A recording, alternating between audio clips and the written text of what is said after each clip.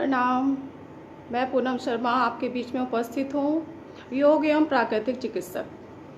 हम लोग लगातार योग और प्राकृतिक चिकित्सा पे सत्र चला रहे हैं। आप लोग लगातार मेरे साथ जुड़े हुए हैं, इसके लिए बहुत बहुत धन्यवाद। और मैं आप सबकी बहुत आभारी हूँ जो इस सत्र को आप बहुत अच्छे से सुन रहे हैं, देख रहे हैं और इसको प्रैक्टिकल भी कर रहे हैं। मुझे पता चला है कि आप लोग इसका प्रैक्टिकल भी कर रहे हैं। तो अगर आप प्रैक्टिकल कर रहे हैं तो आपको प्रतिदिन कुछ ना कुछ एक सकारात्मक अनुभव आपको मिल रहा होगा। जैसा कि हम लोगों ने योग का जो ये योग प्राकृतिक चिकित्सा और एक्यूप्रेशर का जो सत्र स्टार्ट किया है, उसमें हमने सबसे पहले बात की थी स्वास्थ्य, स्वाध्याय और चिंतन। इन तीनों को लेके हम लोग चल रहे थे। अब हम लोग आएंगे अपनी इंद्रियों को कंट्रोल करना, प्रत्याहार, इंद्रियों से अपने आप को, इंद्रियां जो बाह्य जगत से जो चीज़ों को कलेक्ट कर रही हैं उसको हम कैसे कंट्रोल करके अपनी दिनचर्या को संतुलित कर सकते हैं। बहुत इम्पॉर्टेंट चीज़ है कि हम जगत में आसपास जो भी चीज़ें हम देख रहे हैं उसका प्रभाव हमारे ऊपर पड़ रहा होता है। जैसा कि हम लोग न्यूज़ चैनल पे भी अगर कुछ ऐसी न्यूज़ सुन रहे होते हैं जो कि अच्छी नहीं होती है, जिसके हिंसक होती है, जिसमें समाज में हिंसा का दृश्य दिख रहा होता है, तो वो कहीं ना कहीं हमको, हमारे मन को व्यथित करती है, चिंतित करती है और उसका असर हमारे व्यक्तित्व पे भी पड़ रहा होता है। और जब व्यक्तित्व पे पड़ता है तो हमारा शारीरिक और मानसिक स्वास्थ्य डिस्टर्ब होता है। इंद्रियों द्वारा जो ग्रहण की हुई चीज़ें हैं उससे कैसे हम अपने आप को असंतुलित होने से बचाएं, उसका योग में क्या कार्य है, योग में हम क्या करके अपने आप को उससे कंट्रोल कर सकते हैं। बहुत ही ज़्यादा महत्वपूर्ण ये विषय है, क्योंकि अगर हम इंद्रियों द्वारा जो तथ्य इकट्ठा किया गया उसका अगर हमारे शरीर पे, हमारे मन पे नकारात्मक प्रभाव पड़ता है तो वो हमारे पूरे व्यक्तित्व को असंतुलित कर देता है, शारीरिक और मानसिक स्वास्थ्य को बिगाड़ता है। हम लोगों ने शुरू से एक क्रम को लगातार किया है कि हम लोग श्वास प्रश्वास की गति पे केंद्रित होते चले आए हैं। हमने फर्स्ट डे भी हम लोगों ने यही प्रैक्टिस की थी, कैसे हम अपनी श्वास की गति को केंद्रित करेंगे, नियंत्रित करेंगे। 24 घंटे में हम लोग लगातार श्वास प्रश्वास की क्रिया अनवरत कर रहे होते हैं, लेकिन हम उसको अपने अनुसार, अपनी इच्छा शक्ति से कैसे हम रोक सकते हैं, कैसे हम कुंभक कर सकते हैं, ये हम अपने योग में, प्राणायाम में श्वास प्रश्वास की गति पे जब केंद्रित होंगे तो हमको ये क्रिया आ जाती है। योग में हम लोगों ने किया, सबसे पहले किया था प्राणायाम किया, उसमें हम लोगों ने नाड़ी शोधन किया, फिर अनुलोम विलोम किया, उज्जयी किया और भ्रामरी किया है। और ये करने में हमने, जब हम लोग नाड़ी शोधन कर रहे थे तो नाड़ी शोधन का जो सेकंड स्टेप था उसमें श्वास भीतर लिया यानी पूरक किया, उसके बाद आंतरिक कुंभक किया था, फिर हमने दाहिनी नासिका से श्वास बाहर किया, रेचक किया और बाह्य कुंभक किया। अगर हमारी श्वास प्रश्वास की गति हमारे द्वारा नियंत्रित नहीं होगी तो हम कुंभक, रेचक, कुंभक नहीं कर पाएंगे। तो योग में चाहे आप आसन में आइए, चाहे प्राणायाम में आइए, चाहे बंद में आइए, सभी में हमें अपनी श्वास की गति को केंद्रित करना होता है, कंट्रोल करना होता है। और वो तभी हो सकता है जब हमारा मन हमारे वश में हो। बाह्य जगत से या आंतरिक हलचलों के द्वारा जो हमारे भीतर विक्षेप आ रहा होता है उसको हमें कंट्रोल करना है। उसको कंट्रोल करते ही हम अपनी श्वास की गति पे कंट्रोल कर पाते हैं। और जब हमारी श्वास प्रश्वास की गति कंट्रोल वे में होती है, नॉर्मल वे में चलती है, तो हमारी फिजियोलॉजी बॉडी की सही से काम करती है। और जब फिजियोलॉजी प्रॉपर वर्क करती है तो हमारा पूरा बॉडी सिस्टम प्रॉपर होता है, नर्वस सिस्टम प्रॉपर होता है, एंजाइटी, डिप्रेशन, ये सारी चीज़ें हमारी स्वतः समाप्त हो जाती हैं। हम लोगों ने पिछली बार अन्नमय और मनोमय कोश की बात की थी, उसमें यही चर्चा की थी कैसे अन्नमय कोश मनोमय कोश को और मनोमय अन्नमय कोश को कैसे प्रभावित करता है। इसके साथ हम लोग अब फिर इन चीज़ों को केंद्रित करते हुए हमने प्रत्याहार की जो हम लोगों ने बात की है उस पर हमें फोकस करना है। मान लीजिए हमें कोई बाह्य जगत से ऐसी चीज़ दिख रही है जो हमको सही नहीं लग रही है और हम उसके अनुरूप अपने आप को, या वो हमारे अनुरूप नहीं है, तो हम उसके लिए क्या करेंगे? आत्मचिंतन करेंगे, आत्मविश्लेषण करेंगे और उसके अनुरूप हम कार्य करेंगे। हमें वही कार्य करना है जो हमारे लिए, हमारे स्वास्थ्य के लिए, हमारे परिवार के लिए, हमारे समाज के लिए स्वास्थ्यवर्धक है। तो इसका चिंतन के बगैर हम कोई भी चीज़ का समाधान नहीं ले सकते हैं, और इसी क्रिया को करना ही हमारे स्वास्थ्य को बेहतर करता है। 4 डायमेंशंस जो है हमारे, वो इसी से जाके फुलफिल होते हैं, शारीरिक, मानसिक, सामाजिक और आध्यात्मिक स्वास्थ्य। जब ये सारे स्वास्थ्य हमारे संतुलित होते हैं तो हम पूरी तरह से स्वस्थ होते हैं। इसी क्रम में हम लोग एक षटकर्म की भी हम लोगों ने पिछली बार की बात की थी, जिसमें हमने कपाल भाती की आपसे बात की थी। कपाल भाती मतलब हमारा जो कपाल है इसका शोधन। जब हम कपाल भाती की क्रिया कर रहे होते हैं तो उसके थोड़ी देर बाद ही, जैसे हमने 2 या 3 राउंड कर लिया, उसके बाद बहुत ज़्यादा रिलैक्सेशन आता है। यानी कि ब्रेन में अगर उस समय हम थोड़ा सा रीड करें, अपने को देखें, तो हमारे दिमाग में जो विचार होते हैं वो धीरे धीरे समाप्त हो जाते हैं। तो ये शोधन का कार्य हो जाता है, चाहे वो सकारात्मक विचार हो चाहे नकारात्मक हो। क्लीनिंग ऑफ ब्रेन कपाल भाती करता है। उसके बाद हम लोग भस्त्रिका में आते हैं। जब हम कपाल भाती कर लेते हैं, वहाँ की क्लीनिंग कर लेते हैं, तो हम भस्त्रिका करते हैं, जिससे कि हमारी बॉडी में ब्लड सर्कुलेशन ब्रेन में भी बहुत अच्छे से हो जाए। जब भस्त्रिका करते हैं तो विग्रसली फास्ट ब्रीदिंग करते हैं। इसमें हमारा पूरा थोरेसिक केस और पूरा एब्डोमिनल मसल जो होती हैं वो पूरी तरह से एक्टिव होती हैं। तो हमें सबसे पहले, अभी हम लोगों ने जो प्राणायाम पहले किया था उसमें नाड़ी शोधन किया था, अनुलोम विलोम किया था, वो हमारी नाड़ियों का शोधन कर रहा होता है। और कपाल भाती हमारे ब्रेन का शोधन कर रहा होता है। हमारे मस्तिष्क में जो भी नकारात्मक विचार होते हैं, सकारात्मक विचार होते हैं, उसको समाप्त करता है और मेंटल रेस्टिंग फेज में हम जाते हैं। जब हम रेस्टिंग फेज में जाते हैं तो सिंपैथेटिक और पैरासिम्पैथेटिक नर्वस सिस्टम हमारा बैलेंस हो जाता है। जब हम एंजाइटी में होते हैं तो सिंपैथेटिक नर्वस सिस्टम हमारा बूस्टअप होता है, तेज होता है, एंजाइटी लेवल बढ़ रहा होता है तो हार्ट रेट बढ़ रहा होता है, बीपी बढ़ रहा होता है, पल्स रेट बढ़ रहा होता है। तो ये हमारा सिंपैथेटिक नर्वस सिस्टम बहुत एक्टिव होता है। और वही अगर ये कंडीशन लगातार बनी रहती है, एंजाइटी बना रहता है, स्ट्रेस बना रहता है, तो धीरे धीरे व्यक्ति हाई बीपी का पेशेंट हो जाता है, या नर्वस सिस्टम उसका डिस्टर्ब होने लगता है, या एंडोक्राइन सिस्टम उसका डिस्टर्ब हो जाता है। लेकिन जब हम कपाल भाती करते हैं तो sympathetic and parasympathetic nervous system हमारा बैलेंसिंग की तरफ जाता है। जब हमारा ब्रेन क्लीन अप होगा, उसमें किसी तरह का स्ट्रेस नहीं होगा, तो रिलैक्सेशन आएगा, तो पैरासिम्पैथेटिक सिस्टम भी हमारा प्रॉपर वर्क करने लगता है।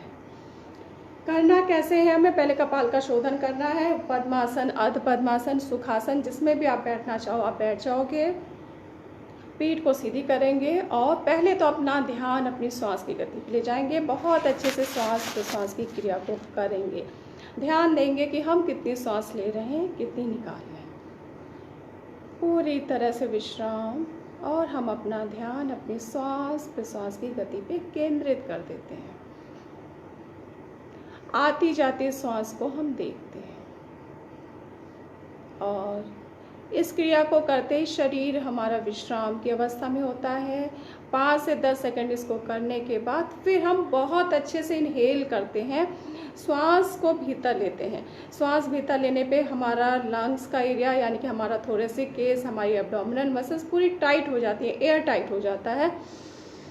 अच्छे से हमने श्वास भर ली, और फिर उसी श्वास को, एक श्वास को हम 5 से 10 बार में बाहर करते हैं। बाहर करने का सेंस ये है कि हम श्वास को केवल एक बार लेंगे और 5 से 10 बार में बाहर करेंगे, तो हमारी नाभि भीतर भीतर भीतर भीतर मैक्सिमम भीतर को जाएगी। श्वास भीतर लिया,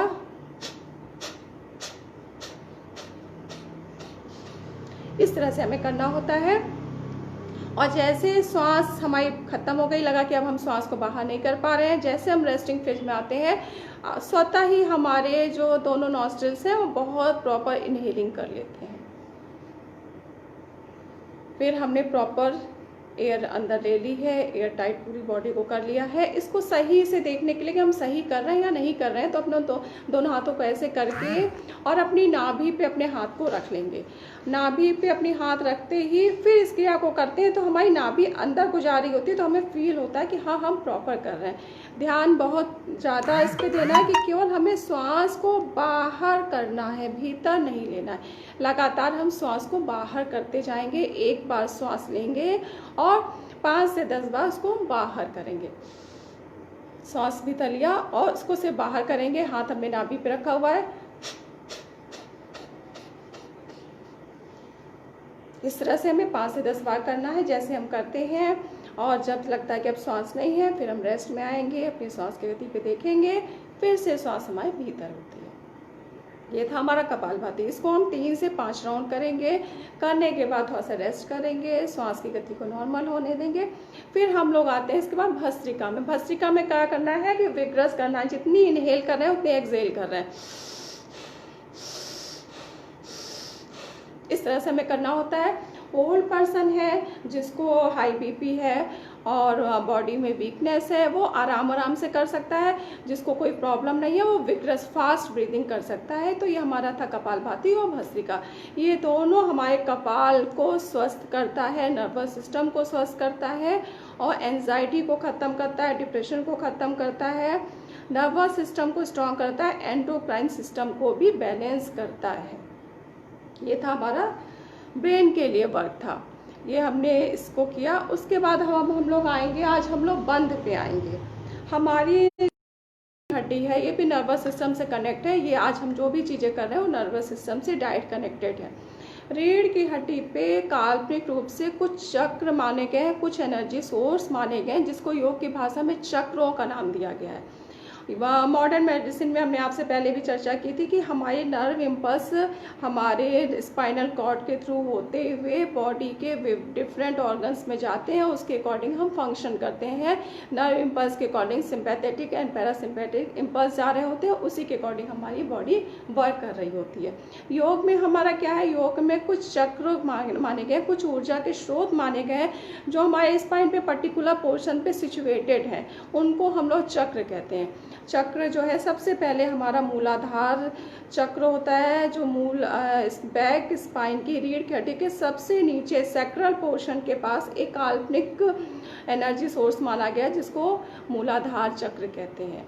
और मूलाधार चक्र की जो ऊर्जा होती है उसके कुछ बीज मंत्र होते हैं। उस बीज मंत्र का जब हम उच्चारण करते हैं तो लम लम, इसको करने के लिए हम लोग सीधे बैठ जाएंगे और अपना ध्यान रीढ़ की हड्डी पे लेंगे। देखिए इसमें भी बहुत इम्पॉर्टेंट ये है कि हमारी श्वास की गति, अगर हम भीतर बहुत अच्छे से श्वास नहीं लिए होंगे तो लम का हम दीर्घ उच्चारण नहीं कर पाएंगे। और जब हम दीर्घ उच्चारण नहीं कर पाएंगे तो उस जगह पे हमें एक वाइब्रेशन क्रिएट करनी होती है जो कि हमारे मूलाधार चक्र को संतुलित करती है, उसको हम नहीं कर पाएंगे। तो योग के फर्स्ट लेसन से हम लोगों ने किया है कि हमने अपनी श्वास की गति को नियंत्रित किया है, गहरी श्वास प्रश्वास की क्रिया करने की कोशिश की है, कुंभक किया है ताकि हमारी लंग्स की कैपेसिटी बढ़ती है। और जब हम इंटरनली एयर को अच्छे से इनहेल कर पाते हैं तभी हम अपने चक्रों को संतुलित कर पाएंगे। और हमारे चक्र जब संतुलित होंगे तो उससे जुड़े हुए ऑर्गन सिस्टम भी संतुलित होंगे और जिसमें और ऊपर हमारे जब चक्रों का जागरण हो जाएगा तो हम कुंडलिनी शक्ति को भी जागृत कर सकते हैं। लेकिन अभी हम लोग physical body and mental body को रिलैक्स करने के लिए सबसे पहले हमने मूलाधार चक्र पे ध्यान ले जाना है। रीढ़ की हड्डी के सबसे नीचे के पोर्शन पे सैक्रल रीजन के पास में मूलाधार चक्र होता है और हम गहरी श्वास भर के जब लम बोलते हैं तो वहाँ उस एरिया पे वाइब्रेशन क्रिएट होती है जो कि हमारे एक्सक्रीटरी सिस्टम को, उत्सर्जन तंत्र को और हमारी इंद्रियों को कंट्रोल करने में बहुत कारगर है। फिर हम लोग देखते हैं कि आजकल के समय में जो प्रॉब्लम चल रही है, जितनी की हिंसा हो रही है और तरह तरह का लोगों के अंदर इंद्रियों में कंट्रोल नहीं है, सिर्फ मूलाधार चक्र को अगर हम कंट्रोल कर लें, संतुलित कर लें तो जितना ही वातावरण हमारा दूषित है उतना ही स्वस्थ हो जाएगा। इसकी प्रैक्टिस हम लोग कैसे करेंगे, फिर से ध्यान देंगे। गहरी सांस लिया, रीढ़ की हड्डी को बिल्कुल सीधा किया और ध्यान अपनी रीढ़ की हड्डी के सबसे नीचे के पोर्शन पे ले जाएंगे और लम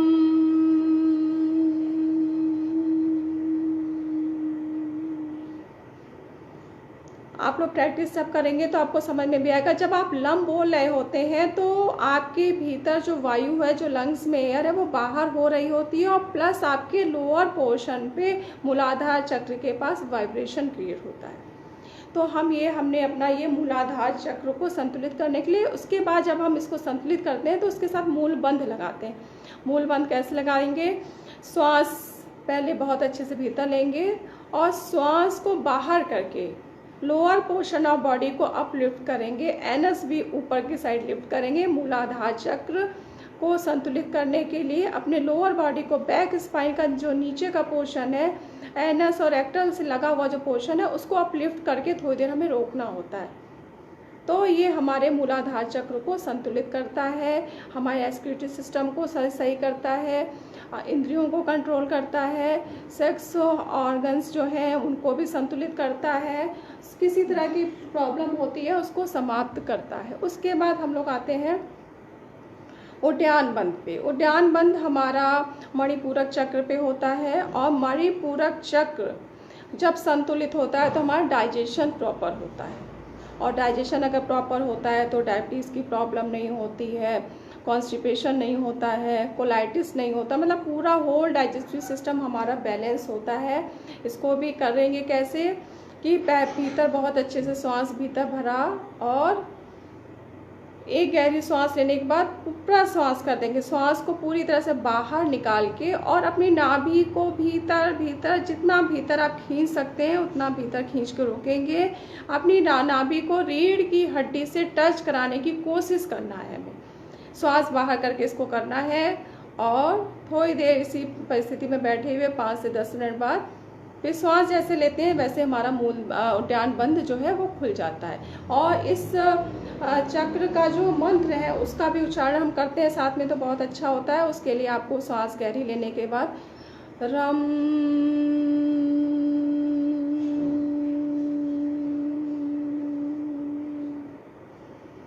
रम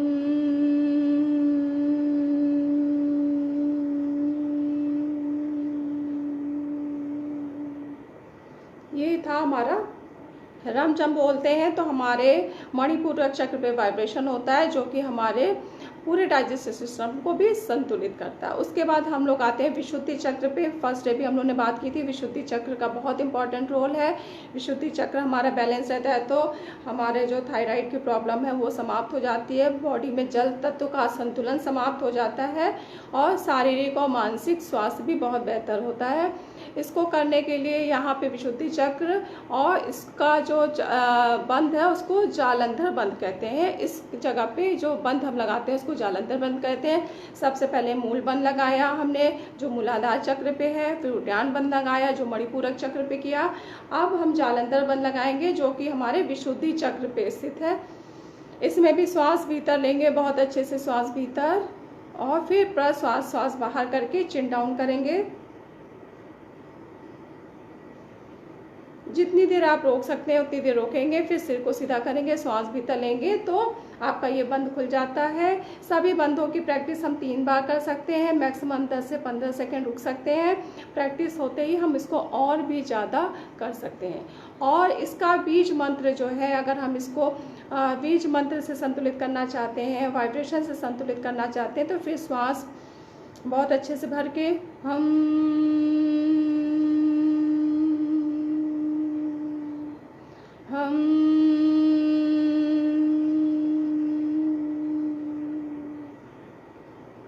हमने जो बीज मंत्र यहाँ पे किया उसके लिए हम बोलेंगे। सबसे पहले जो हमने मूलाधार चक्र पे किया है उसमें हमने बोला है लम बोला है। उसके बाद हमारा जो मणिपूरक चक्र पे आया उस पे रम किया है, और इस पे हमने हम किया है। जहाँ जहाँ हम जैसे जैसे बोलते हैं हमें उस जगह पे फील होता है कि उस जगह का वो एरिया हमारा वाइब्रेट कर रहा होता है। तो ये बीज मंत्र भी हमारे विशुद्धि चक्र को संतुलित करता है। साथ ही ये जो बंध लगाते हैं जालंधर बंध, ये भी हमारे चक्र को संतुलित करता है, जिससे कि हमारा ऑर्गन सिस्टम, नर्वस सिस्टम और हार्मोनल सिस्टम सभी बैलेंस होता है। इसके बाद हम इसको अलग अलग लगा के फिर हम महाबंध करेंगे। उसमें क्या करेंगे कि तीनों बंद एक साथ, जैसे हमने एक श्वास लिया भीतर, उसके बाद श्वास प्रश्वास किया, और सबसे पहले मूल बंद, एनस को ऊपर खींचा, फिर उद्यान बंद, पेट को अंदर खींचा, और फिर जालंधर बंद लगा के कुछ सेकंड बैठेंगे, और फिर सिर को सीधा करके जैसे श्वास भीतर लेते हैं तो हमारे सारे बंद खुल जाते हैं। बंधों का बहुत इम्पॉर्टेंट रोल है। अगर सिर्फ हम बंध ही प्रैक्टिस कर लेते हैं तो हमारी जितनी भी व्याधियां हैं, शारीरिक और मानसिक व्याधियां, वो काफ़ी हद तक कंट्रोल हो जाएंगी, ख़त्म हो जाएंगी, और ये हमारे शारीरिक और मानसिक स्वास्थ्य को बेहतर करता है। तो आज हम लोगों ने योग में बंधों की चर्चा की, बंध के इम्पोर्टेंस देखे, क्या बीज मंत्र हैं उनको देखा। फिर से एक बार हम बोलते हैं, आप लोग ध्यान दीजिएगा। रीढ़ की हड्डी से हमारा जो भी नर्वस सिस्टम का कनेक्शन होता है, ये नर्वस सिस्टम को बहुत अच्छे से बैलेंस करता है। सबसे पहले हमने मूलाधार चक्र पे ध्यान केंद्रित किया, सैक्रम के पास स्थित होता है, और इसका बीज मंत्र जब हम बोलते हैं तो उस एरिया पे वाइब्रेशन क्रिएट होता है, और अच्छे से जब हम श्वास भीतर भर के लम का उच्चारण करते हैं, वो पूरा वाइब्रेशन उस पर्टिकुलर रीजन को सही करता है। उसके बाद हम आते हैं उद्यान बंद पे। उद्यान बंद करने के से पहले मणिपूरक चक्र पे जो बीज मंत्र है उसका रम का लंबा उच्चारण करते हैं, तो हमारा पूरा नाभि के आसपास का क्षेत्र वाइब्रेट होता है। वो वाइब्रेशन हमारे डाइजेस्टिव सिस्टम को बैलेंस करता है। उसके बाद विशुद्धि चक्र पे आते हैं। विशुद्धि चक्र पे ध्यान केंद्रित करके और हम का दीर्घ उच्चारण करते हैं। करते ही हमें फील होता है कि इस जगह पे वाइब्रेशन हो रहा है। उसके साथ हम लोग इसमें बंद भी लगाते हैं, मूल बंद, उद्यान बंद और जालंधर बंद। श्वास बाहर करके एनएस को ऊपर लिफ्ट करके कुछ सेकंड रोकना होता है, जितनी देर आप रोक सकते हो। फिर जैसे आप श्वास भीतर लेते हो आपका बंद खुल जाता है। इस तरह से इसको आप 3 बार करेंगे। फिर उद्यान बंद में आएंगे। उद्यान बंद में भी ऐसे ही करना है। पहले एक बार श्वास भीतर बहुत अच्छे से लिया, उसके बाद प्रश्वास किया, नाभि को अंदर खींचा। जितना आप अंदर खींच के रोक सकते हैं और जितने सेकेंड तक रोक सकते हैं उतना रोकेंगे। फिर श्वास भीतर लेते ही आपका ये बंद खुल जाएगा। फिर जालंधर बंद पे आएंगे। जालंधर बंद में भी श्वास एक बार गहरी, फिर प्रश्वास करके चिन डाउन करके जालंधर बंद, कुछ सेकंड रखने के बाद फिर इस बंद को भी खोल लेते हैं। उसके बाद हम लोग त्रिबंध करते हैं, जिसमें तीनों बंद, मूल बंद, उद्यान बंद और जालंधर बंद। नीचे से श्वास को बाहर करते हुए मूल बंद लगाते, उद्यान बंद लगाते, जालंधर बंद करते हुए चिन डाउन कर लेते हैं। कुछ सेकंड फिर रुकते हैं, फिर श्वास भीतर लेते हुए अपने बंद को खोल लेते हैं। तो ये हमारे बंद हमारे शारीरिक स्वास्थ्य के लिए और मानसिक स्वास्थ्य के लिए प्लस हमारे नर्वस सिस्टम के लिए भी बहुत अच्छा होता है। बंद करने के बाद प्रिकॉशन बहुत लेना है। पहले और बाद का प्रिकॉशन भी हम आपको बता दें। बंद करने के बाद थोड़ी देर विश्राम करेंगे। पूरे शरीर को हमने टाइट किया होता है। उसके बाद विश्राम करने के लिए सीधे शवासन में लेट जाएंगे। शरीर के एक एक अंग को ढीला कर देंगे। श्वास प्रश्वास की गति पे केंद्रित होंगे। और करने से पहले हमें भोजन ध्यान देना है कि हमारा पेट भरा हुआ ना हो। प्रातः काल करें बहुत अच्छा है, या खाना खाने के 4 से 5 घंटे बाद करते हैं तो ये बहुत ही कारगर होता है। ब्रह्म मुहूर्त में करिए, इसका फ़ायदा बहुत ज़्यादा मिलेगा। और मानसिक तनाव है तो पहले आप प्राणायाम करिए, अपने को विश्राम में लाइए, उसके बाद बंद में आइए। किसी का अगर बीपी बढ़ा है, ब्लड प्रेशर बढ़ा हुआ है, तो उसको बंद में कुंभक नहीं करना है। उसको सिर्फ बीज मंत्रों का बोल के अपने को संतुलित करना है। जब उसको लगे कि हमारा ब्लड प्रेशर कंट्रोल हो गया है तो वो बंद करेगा। स्टार्टिंग में बंद करने में भी उसको कुंभक नहीं लगाना है। कुछ सेकंड के लिए जैसे हमने जालंधर बंद किया, हल्का सा नीचे किया, फिर ऊपर कर लिया। बहुत लंबी देर तक होल्ड नहीं करना है। श्वास को बाहर निकाल के बीपी के मरीज को कभी भी किसी भी योग में वैसे भी कुंभक को ज़्यादा नहीं लगाना होता है। और जब हम बीज मंत्र कर रहे होते हैं, स्टार्टिंग हम बीज मंत्र से करते हैं, तो हमारी शारीरिक व्याधियाँ ठीक होने लगती हैं, तो फिर हम कुंभक की तरफ भी बढ़ सकते हैं। फिर हम लोग एक चिंतन पे बात कर रहे थे, उस चिंतन पे हम लोग फिर से आएंगे। हम लोग ने ये सारा जो भी हम कर रहे हैं उसमें हमारा योग दर्शन के बगैर अधूरा है। बिना दर्शन के योग को हम अच्छे से समझ नहीं सकते, क्योंकि योग की फिलॉसफी, योग शारीरिक, मानसिक, सामाजिक और आध्यात्मिक स्वास्थ्य को कैसे बनाता है, इसके लिए हमने योग को थोड़ा सा उसके दर्शन के पक्ष को, उसकी फिजियोलॉजी को, उसके एनाटॉमी को, कि हमारी फिजियोलॉजी, हमारी एनाटॉमी को कैसे चेंज करता है, हम लोगों ने चर्चा की थी। श्वास की, स्वाध्याय की, चिंतन की। जब हम चिंतन करते हैं तभी हमें पता चलता है कि हमारा स्वास्थ्य है क्या शारीरिक है, मानसिक है, कि और क्या है। तो जब हम चिंतन में आते हैं तो हमें पता चलता है कि हमारा स्वास्थ्य 4 डायमेंशंस पे है, और उस 4 डायमेंशंस पे हमारी इंद्रियां बहुत इंपॉर्टेंट रोल अदा कर रही होती हैं। इंद्रियां, सेंस ऑर्गन्स, हमारे बहुत ज़्यादा इम्पोर्टेंट रोल अदा कर रहे होते हैं। जो भी हमारे सेंस ऑर्गन्स मैसेज को कलेक्ट करते हैं वो हमारे ब्रेन को जाता है और ब्रेन से हमारी बॉडी गवर्न होती है। तो हम अपने सेंस ऑर्गन्स को कंट्रोल करने के लिए प्रत्याहार कर रहे होते हैं। प्रत्याहार कैसे हो पाएगा? जब हम अपनी श्वास प्रश्वास की गति को नियंत्रित करेंगे, अपनी एकाग्रता अपने ऊपर लाएंगे, वाह्य जगत से हटा के अपने भीतर लाएंगे, तब हम इंद्रियों को प्रत्याहार करा पाएंगे। और प्रत्याहार कराने के बाद फिर वास्तव में हम अपना स्वतः अध्ययन स्वाध्याय तभी कर पाएंगे कि वास्तविकता में ये जो शरीर मिला है वो उस परम सत्ता से दिया हुआ एक पिंड है, उस पिंड का हमको किस दिशा में प्रयोग करना है। तो ये हमारा स्वाध्याय को तभी कंप्लीट कर सकते हैं जब हमारी इंद्रियां निग्रह हो पाएंगी और हम अपने स्वतः में हो पाएंगे। परमात्मा आत्मा, हम परमात्मा के अंश हैं, आत्मा रूप में स्थित है, इस जगत में है। इस जगत में कैसे हम अपने कर्तव्यों का पालन करते हुए अपने को स्वस्थ रख सकते हैं, ये हमारा दर्शन बहुत ही इम्पोर्टेंट है। और जब तक योग के इस मूल सिद्धांत पे हम नहीं आते हैं, हम पूर्ण स्वास्थ्य, शारीरिक स्वास्थ्य हम प्राप्त कर सकते हैं, लेकिन मानसिक, सामाजिक और आध्यात्मिक स्वास्थ्य हम नहीं प्राप्त कर सकते। इसलिए इस चिंतन को हमें अपने भीतर बनाए रखना है। इस चिंतन को हम तभी बना रख पाएंगे जब हम स्वाध्याय करेंगे। अब हम लोग आते हैं थोड़ा सा प्राकृतिक चिकित्सा में। प्राकृतिक चिकित्सा में कोई भी चिकित्सा जो होती है वो उस मरीज के या किसी व्याधिग्रस्त व्यक्ति के सामने होने पे उसका आकलन करके उसके ऊपर क्या हम लोग चिकित्सा दे सकते हैं, वो है चिकित्सा हमारी। चिकित्सा, प्राकृतिक चिकित्सा में पंच तत्वों से हम लोग चिकित्सा करते हैं। और हम, आपको पता है, पूरा ब्रह्मांड, पूरा ये हमारा प्रकृति जो है पंच तत्वों से निर्मित है। जल, पृथ्वी, आकाश, वायु, अग्नि, इन तत्वों के असंतुलन से ही हम व्याधिग्रस्त होते हैं। और प्राकृतिक चिकित्सा में इन्हीं तत्वों को चिकित्सा के रूप में देके हम चिकित्सा कर रहे होते हैं। हमने पहले भी आपसे बात की, जैसे मृदा चिकित्सा, जल चिकित्सा, सूर्य किरण चिकित्सा, उपवास चिकित्सा, ये सारी हमारी चिकित्सा जो है वो हमारे शरीर के पंच तत्वों को संतुलित कर रही होती। मृदा चिकित्सा में आपको बताया, मॉडर्न टाइम में बहुत सारी ऐसी प्रॉब्लम्स हो गई हैं जिसको डॉक्टर्स कहते हैं कि शायद हम ये क्योर नहीं हो पाएगा, लेकिन प्राकृतिक चिकित्सा में लीवर सिरोसिस से लेकर किडनी डायलिसिस के पेशेंट को हम लोग इसी चिकित्सा से कंट्रोल कर रहे होते हैं, ठीक कर रहे होते हैं। वर्तमान समय की ये बहुत ही ज़्यादा ऐसी प्रॉब्लम्स हो गई हैं जिसको डॉक्टर्स बहुत हद तक कंट्रोल नहीं कर पा रहे होते हैं। एक समय बाद कहीं ना कहीं हमारा जो है मेडिसिन सिस्टम फेल हो रहा होता है, उस जगह पे हमारा प्राकृतिक चिकित्सा बहुत अच्छे से कार्य कर रहा होता है। डायबिटीज़ पेशेंट अगर आपके पास है और इंसुलिन डिपेंडेंट डायबिटिक पेशेंट है, अगर आप उसको मड थेरेपी देते हैं, हाइड्रोथेरेपी देते हैं, तो फर्स्ट 3 डेज में उसकी इंसुलिन की डोज कम होती है।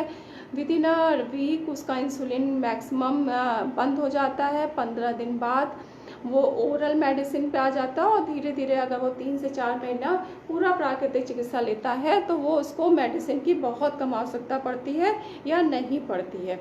जबकि ऐसा कहा जाता है कि डायबिटीज़ और उच्च रक्तचाप, हाई ब्लड प्रेशर, ये कभी नहीं जाता है, आपको हमेशा दवा लेनी पड़ती है। लेकिन हमने अपने प्राकृतिक चिकित्सा केंद्र पे इन चीज़ों का इलाज किया है, प्राकृतिक चिकित्सा योग एक्यूप्रेशर से, जिसमें हमको 100% इस पद्धति से रोगियों को बहुत लाभ मिला है। इंसुलिन की जो डोज लेते थे स्टार्टिंग में कम हो जाती है, धीरे धीरे इंसुलिन बंद होता है, फिर ओरल पे आते हैं और धीरे धीरे ओरल मेडिसिन भी उनकी कम हो जाती है। तो प्राकृतिक चिकित्सा करता क्या है, आपसे हमारी पहले भी बात हुई थी, ये सिर्फ क्लीनिंग ऑफ बॉडी कर रहा होता है।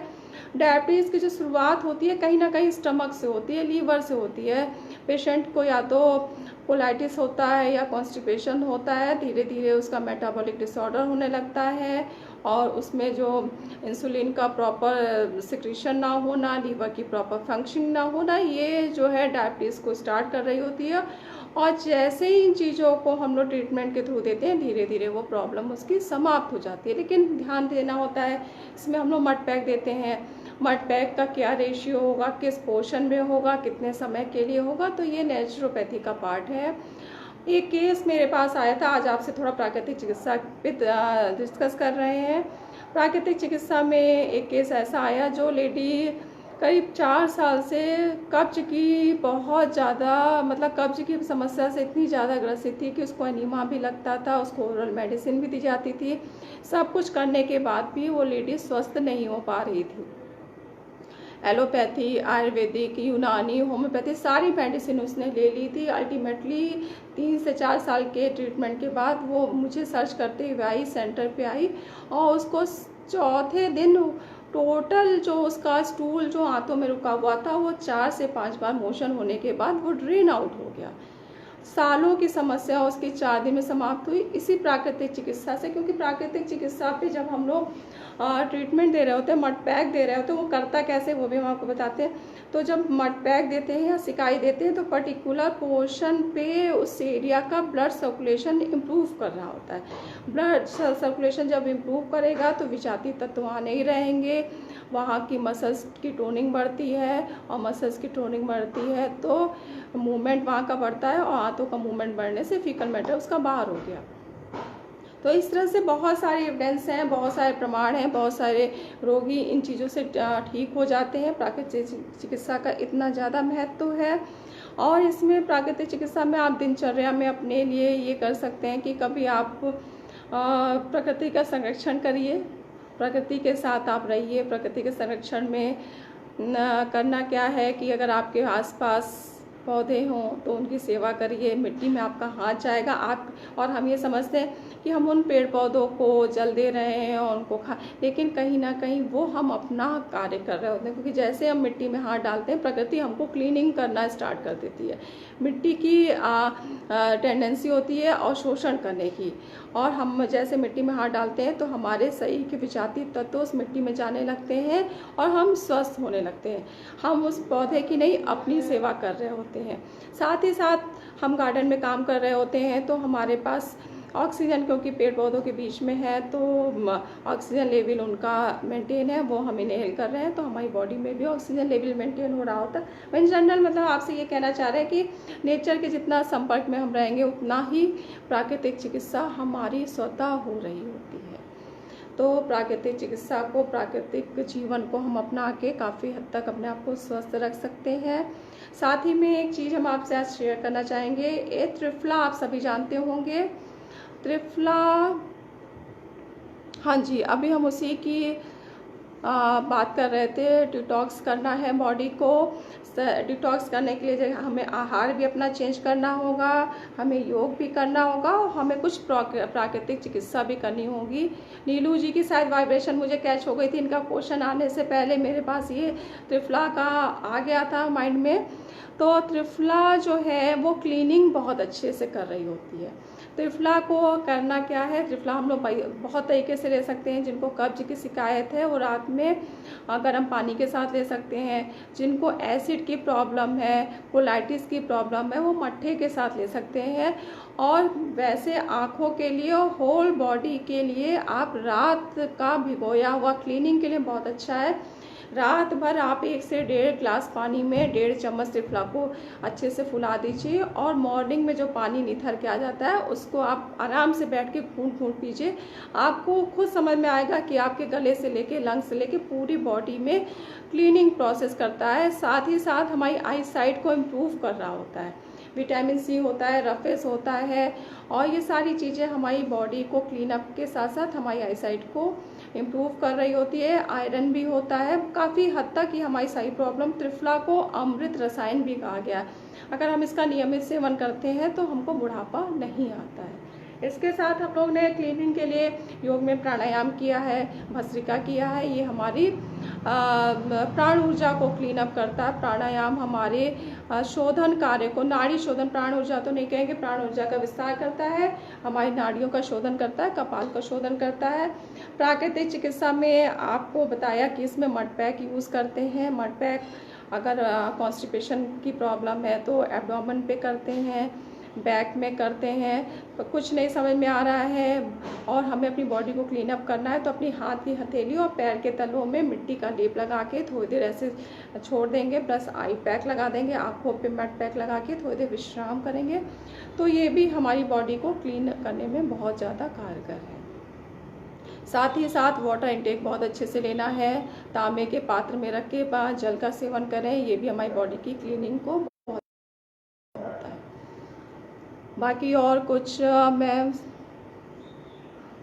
हाँ जी, आपको वाटर रिटेंशन है अगर किसी पेशेंट को, तो आप सबसे पहले मैंने अभी बात की थी जिसमें आपने देखा था कि विशुद्धि चक्र को संतुलित करेंगे। विशुद्धि चक्र जहाँ का हमारा संतुलित होगा, वाटर रिटेंशन के बहुत सारे कारण होते हैं। हो सकता है पेशेंट को थायराइड हो, तो थायराइड हाइपर होगा तब उसकी बॉडी से वाटर ड्रेन आउट होने लगेगा। हाइपो होगा तो वाटर रिटेन होने लगेगा, सही फूलने लगेगा।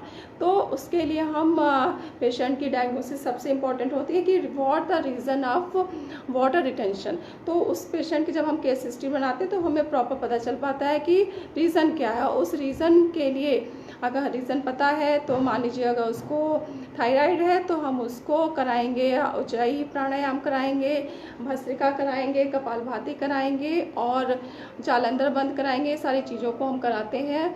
साथ ही साथ उस पेशेंट को रेस्टिंग में लाके उसको प्राणायाम और शवासन भी दे रहे होते हैं, क्योंकि अगर हमारा हार्मोनल सिस्टम डिस्टर्ब है तो उसको बैलेंस करने के लिए ये बहुत ज़्यादा इम्पॉर्टेंट है।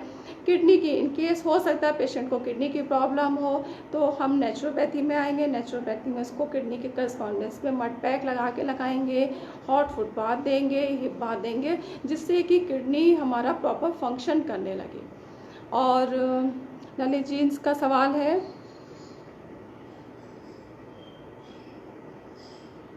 हाँ जी, इसमें वॉल्व की प्रॉब्लम है पेशेंट को, आप उसको ऐसी एक्सरसाइज कराएंगे कि जिसमें ये कार्डियक मसल्स उसकी काम करे। तो आपको कराना है अगले को भुजबल्ली, कुछ नहीं, सिर्फ हाथों को up and down, up and down, श्वास भर के अप एंड डाउन, श्वास लेके हाथों को ऊपर लेंगे, श्वास निकालते नीचे करेंगे। ये हमारे कार्डियक मसल्स को इम्प्रूव करता है। वॉल्व की कोई प्रॉब्लम होगी धीरे धीरे उसको भी मैनेज करेगा। उसके साथ साथ उसको इस प्रॉब्लम में सांस भी फूलने की समस्या होती तो प्राणायाम भी उसके लिए बहुत कारगर है। उसके साथ हम लोग का नेचुरोपैथी में आएंगे तो नेचुरोपैथी में उसके करस्पॉन्डेंस पे यानी कि बैक स्पाइन पे जाके हॉट एंड कोल्ड की सिकाई देते हैं। प्लस हम हमारे नेचुरोपैथी में वस्त्र का एक लेप होता है, जो गर्म ठंडा लेप होता है, कवर होता है। पहले हम उस एरिया को ठंडे से कवर करते हैं, फिर गर्म से कवर करते हैं। तो वॉल्व की जो कमजोरी है वो धीरे धीरे समाप्त हो जाती है। लेकिन धीरे धीरे ग्रेजुअली हम किसी भी पेशेंट को इस तरह से नहीं कि एक बैग हम करा दें। योग में मेन उसको आप भुजबल्ली कराइए, हैंड मूवमेंट कराइए, लेग मूवमेंट कराइए, क्योंकि हो सकता है उसके पैरों में भी स्वेलिंग हो। तो पैरों को सीधा लिटा के पैर को 30-60 पे लाए, फिर नीचे रखे, सीधे लेट जाए पेशेंट और श्वास बाहर करते हुए 30 डिग्री पे ला के थोड़ी देर रोके, फिर 60 पे लाए। तो धीरे धीरे बॉडी का ब्लड फ्लो प्रॉपर होने लगता है और पेशेंट को रेस्ट मिलता है। प्लस उसको ध्यान जरूर कराइए, शवासन जरूर कराइए। ध्यान और शवासन करने से उसको काफ़ी आराम मिलेगा। उसके साथ उसको ये मुद्रा भी आप देंगे, ये मुद्रा कराएंगे तो उसके सही में तत्वों का संतुलन होगा। तो सीधे नहीं लेकिन परोक्ष रूप से वो बहुत कारगर होगा उस पेशेंट के लिए। बहुत बहुत धन्यवाद, आप लोगों ने बहुत अच्छे सवाल पूछे। आगे और भी कोई प्रश्न हो तो कृपया करके पूछें। और हाँ, उसमें साथ में आप इनको ओम की चैंटिंग भी बहुत अच्छे से करा सकते हैं, लेकिन इनको ओम लगातार रिदम में कराइए, जैसे श्वास भीतर लिया। और उनको कहीं भी किसी भी कार्य में कुंभक नहीं कराना है। ओम ओम,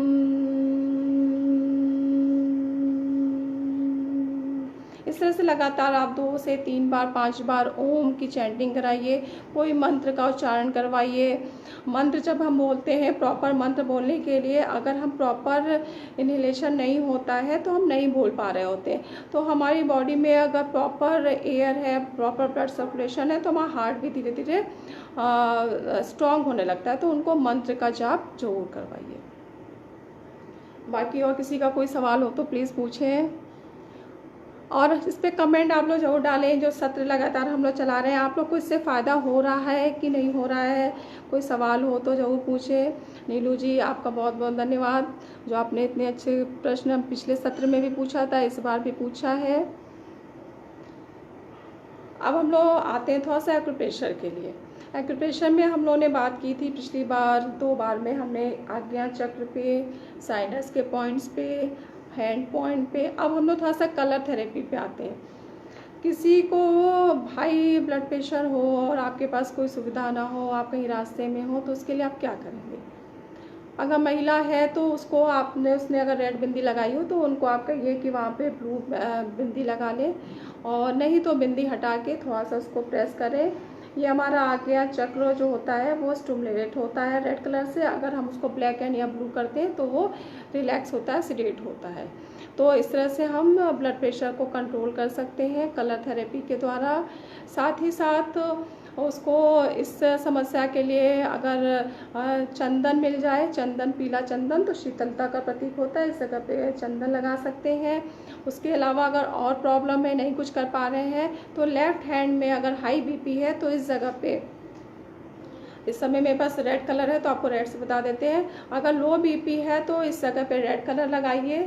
एक बड़ी बिंदी के आकार का आपको रेड कलर यहाँ लगाना होगा। अगर हाई बीपी हो रहा है तो पेशेंट को ब्लू कलर की बिंदी इस जगह पे लगानी होगी। अंगूठे पे, नेल्स के जस्ट नीचे ब्लू कलर की बिंदी लगा देंगे, उसको काफ़ी आराम मिलेगा। पानी अगर आपके पास हो, उपस्थित हो, तो हॉट फुट बाथ दे दीजिए। सिर पे ठंडी टॉवल रखिए, पैरों में 5 से 10 मिनट तक हॉट फुट बाथ दे देंगे तो उसमें काफ़ी उसको आराम मिलेगा। ये एक्यूप्रेशर के पॉइंट उसको बहुत ज़्यादा कारगर होंगे। प्लस हार्ट के लिए या बीपी के लिए अगर हम इन दोनों पॉइंट हैंड को अच्छे से करते हैं, लिटिल फिंगर्स को। हाँ, इसमें आपने बहुत अच्छा क्वेश्चन किया। तुलसी का पौधा, तुलसी आप घर में लगाइए। तुलसी आपके घर की वाइब्रेशन को बहुत पॉजिटिव करती है। आंवला, तुलसी, बेल, मीठी नीम, अमरूद बहुत अच्छा होता है। अमरूद ऐसे आप अगर किसी को गैस्ट्रिक ट्रबल हो रहा है, अचानक उसको बहुत ज़्यादा एसिड फॉर्म हो रहा है, ढकारें आ रही हैं, डाइजेशन नहीं प्रॉपर है, इवन उसको अगर इन्फेक्शन हो गया है, जीआईटी ट्रैक का इन्फेक्शन भी है, आप उसको अमरूद की मुलायम पत्तियों को 5-6 पत्तियों को मॉर्निंग, इवनिंग एंड नाइट में, आप morning, mid day and night में अगर आप दे देते हैं तो उसको पेट की समस्या का पूर्ण समाधान हो जाएगा। गैस्ट्रिक ट्रबल उसका ख़त्म हो जाएगा। 3 से 4 दिन का ये कोर्स चला दीजिए तो उसको पेट की समस्या में काफ़ी हद तक फ़ायदा मिल जाएगा। तुलसी के बारे में हम सभी लोग अवगत हैं। तुलसी का काढ़ा ले सकते हैं। तुलसी दल को हम अपने दैनिक उसमें शामिल करके 5 पत्ता तुलसी, 3 काली मिर्च, 1 बेल पत्र, इस तरह करके अगर हम प्रातःकाल लेते हैं तो हमारे लिए बहुत फ़ायदेमंद है। ये डायबिटीज़ को भी कंट्रोल करता है और शुगर को भी। हाँ, इसमें 2 पत्ता, 2 या 3 पत्ता नीम भी मिला लीजिए तो ये बहुत ज़्यादा इफ़ेक्टिव हो जाता है। और तुलसी के आसपास हमेशा पॉजिटिव एनर्जी होती है। तुलसी पे बहुत सारे रिसर्च हो रखे हैं। इसकी वाइब्रेशन जो होती है वो आपके घर में सकारात्मक ऊर्जा को प्रोवाइड करती है। आंवला भी इसी तरह हमारे हेल्थ के लिए बहुत कारगर है। आंवले का वृक्ष हम लगाते हैं तो आंवले के वृक्ष से जो फल मिलता है प्लस उसकी जो ऊर्जा है वो भी हमारे घर में सकारात्मकता लाती है। हमारे आध्यात्म में आंवले का बहुत ही महत्व है, दर्शन में भी इसका बहुत महत्व है। और अमरूद की पत्ती तो आप किसी को ऐसी प्रॉब्लम हो, आप उनको तुरंत अमरूद की पत्ती खिलाइए, उनको तुरंत आराम मिल जाएगा। और बाकी आप मीठी नीम है, नीम का पौधा है, नीम की पत्तियों का भी सेवन, हमने पहले भी आपसे बात की थी, नीम की पत्तियों का सेवन करें, नीम के दातुन का सेवन करें, जिससे कि आपकी ओरल कैविटी हमेशा साफ़ रहेगी, इन्फेक्शन नहीं रहेगा और हमारा विशुद्धि चक्र भी कहीं ना कहीं उससे क्लीन अप होता है। तो ये बहुत चीज़ें हैं जो हम लोग कर सकते हैं। हाँ, लो ब्लड प्रेशर है तो उसमें भी आप योग में आएंगे तो ओम चैंटिंग कराएंगे, सूर्यवेदी प्राणायाम कराएंगे। सूर्यवेदी प्राणायाम में आपको मैंने पहले भी बताया है, योग में दाहिनी नासिका से सांस लेंगे और कुछ देर के लिए कुंभक करेंगे और बाएं से बाहर कर देंगे। ये हमारा लो बीपी को कंट्रोल करता है, सही करता है। लो बीपी के पेशेंट को आप इस तरह से 11 बार दाहिनी नासिका से सांस लीजिए, आंतरिक कुंभक करिए और बाएं से बाहर कर दीजिए। सूर्यवेदी प्राणायाम बहुत ज़्यादा कारगर है इसमें। और लाल रंग का टीका हम अपने आज्ञा चक्र पे लगाते हैं तो वो हमारे लो बीपी को कंट्रोल करता है। आज्ञा चक्र पे नहीं लगा सकते हैं तो राइट हैंड के अंगूठे में नाखून के नीचे लगाते हैं तो वो भी हमारे बीपी को कंट्रोल करता है। अपनी डाइट में मिनरल्स का कंटेंट बढ़ाएंगे, डाइट प्रॉपर लेंगे, इससे हमारी जो है बीपी की, लो बीपी की समस्या का समाधान होगा। और इसमें भी फिर कहेंगे एंजाइटी को नहीं लेंगे, डाइट को प्रॉपर रखेंगे, ध्यान करेंगे, प्राणायाम करेंगे और हमारा बीपी कंट्रोल होता है। बाकी और कोई सवाल आपके?